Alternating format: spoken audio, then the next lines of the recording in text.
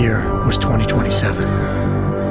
Advances in biotechnology were helping people improve their physical and mental abilities to an amazing degree. Provided, of course, they had enough money.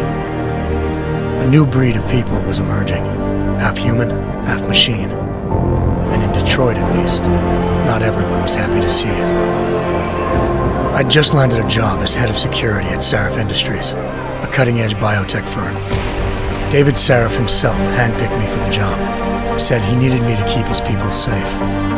My ex, Megan Reed, was one of them. Brilliant neuroscientist, Megan had found a way to make augmentation safe and affordable for everyone. All she had to do was present her research to Congress. But the night before her big meeting, my security measures failed. A team of Black Op mercenaries stormed into Sarif headquarters, massacring everyone in sight. 3 of the mercs were heavily augmented walking tanks. Their mission? Take out Megan and her team. I tried to stop them, but their leader tossed me through a plate glass wall. Last thing I heard as his bullets slammed into my brain was Megan's dying scream. I should have died with her. Only I didn't. High-end military-grade enhancements saved my life. The best augmentation Sarif's money could buy. It took me half a year to get a feel for her. Should have taken longer. But 6 months into my recovery, Sarif Industries was attacked again. This time, by a radical group of pro-human purists. Violent, militant, and fanatically opposed to human augmentation. They claimed to be members of Humanity Front, a non-profit organization that wanted the UN to limit biotechnology research. The thugs broke into Sarif's factory and found machinists working overtime on a top-secret military augment called the Typhoon.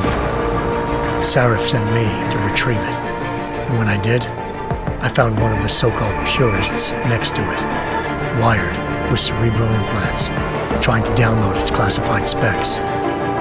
Obviously, something more was going on.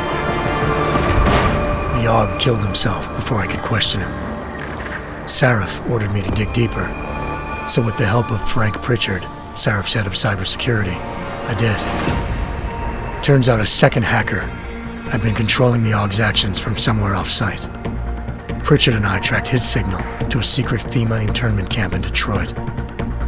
The Black Op mercenaries were there. The same mercs who'd left me for dead 6 months before. Figured they'd try again when they saw me. It wasn't so easy for them this time. I took out the tank named Barrett, even got him to give me a new lead.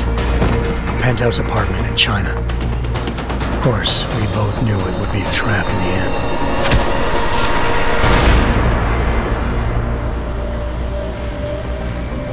Hengsha Island, China.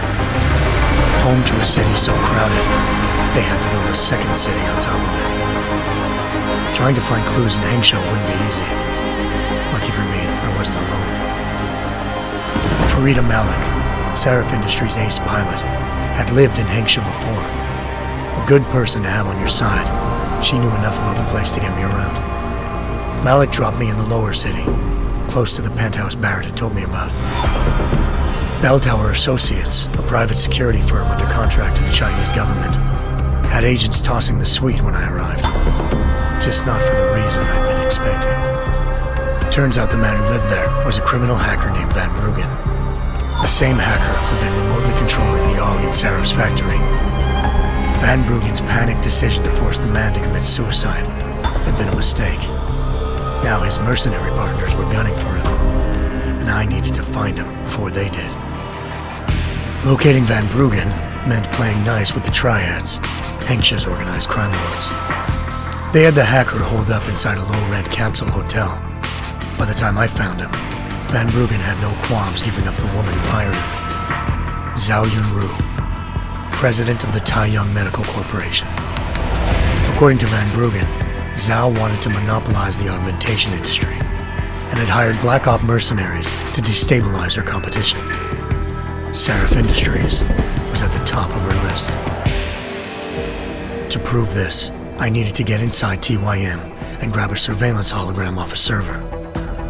I suspected Van Bruggen was hiding something when he told me this, but nothing could have prepared me for what I saw. Megan wasn't dead. She and her 4 best researchers had been kidnapped, spirited away somewhere while their kidnappers made it look like they were dead. Desperate to learn more, I confronted Zhao in her penthouse. She claimed to be a pawn in a bigger plan, and hinted at a group so powerful it controlled global interests at a whim. Then she slipped into a panic room and hit the alarm, forcing me to make a very quick exit. I figured Zhao was lying, but part of her confession made sense. David Sarif had been worried about his people. So worried, he'd required all of them to have subdermal locator devices surgically implanted. The GPLs would have been broadcasting the day of the attack. But Zhao said a single call to Picus, the world's leader in global 24-hour satellite news, had turned those signals off. I needed to fly to Picus headquarters in Montreal if I wanted to learn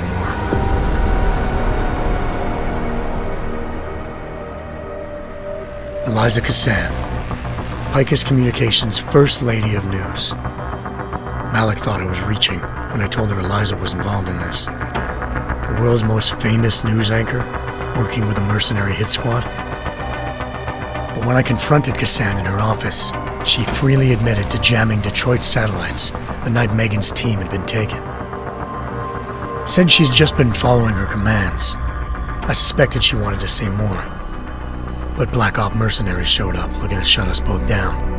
And just like that, the Eliza I'd been talking to disappeared. The Mercs were led by an augmented killer I'd crossed paths with twice before. Fedorova, a woman who'd made silence her best friend. She waited for me to track Eliza's transmission to a secret server room underneath the Picus complex, then jumped me from behind. A deadly fight ensued. I made sure she never moved silently again. With Fedorova down, and no one left to keep Eliza quiet, she reappeared. Turns out Picus's First Lady of News wasn't a lady at all. She was a sophisticated AI program, engineered to monitor data streams and control what people believed. Eliza told me the Mercs had brought in a Humanity Front doctor named Isaiah Sandoval to remove the scientist's implanted tracking devices while Detroit's satellites were down. She also told me to speak to David Sarif if I wanted to learn more. By the time Malik and I got back to Detroit, tensions between normal and augmented citizens had reached a flashpoint. Riots were breaking out in several cities, and the UN was being urged to intervene. Sarif was trying hard to convince Hugh Darrow, the inventor-turned-philanthropist who'd once been a leading proponent of enhancement technologies, to help stop a possible regulatory vote. Sarif had a lot riding on Darrow. Megan's discovery would have given millions of people the chance to evolve beyond their normal human abilities, and at the same time catapulted Sarif Industries to the top of the Fortune 500. According to Sarif, Megan's kidnappers knew this, and didn't want people evolving unless they controlled how it was done. He called his enemies Illuminati, and urged me to keep searching. Determined to do so, I tracked down Sandoval via America's most outspoken augmentation opponent, Bill Taggart, Sandoval's boss and founder of Humanity Front. Sandoval admitted to operating on Megan's team when I confronted him, but said he hadn't removed their GPLs. He'd merely switched them to a different frequency. Pritchard was able to trace one of the signals to China. Malik and I immediately took off in pursuit. Unfortunately, the Illuminati were one step ahead.